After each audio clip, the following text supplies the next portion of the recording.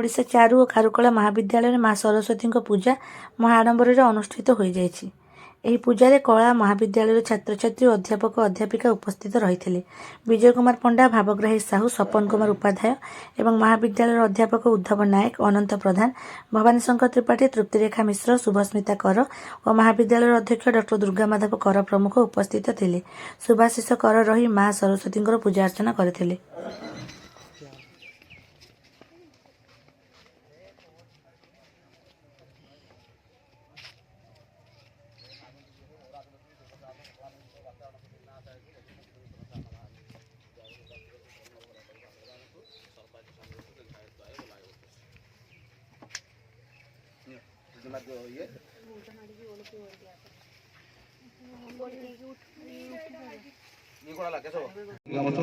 स्वाहायदं सरदायि ओम पायदं सरदायि ओम अवगाना सरस्वती वादी वादनवती जगमतोदयवसु स्वाहायदं सरदायि ओम अवगाना सरस्वती वादी वादनवती जगमतोदयवसु स्वाहा इदं सरदायि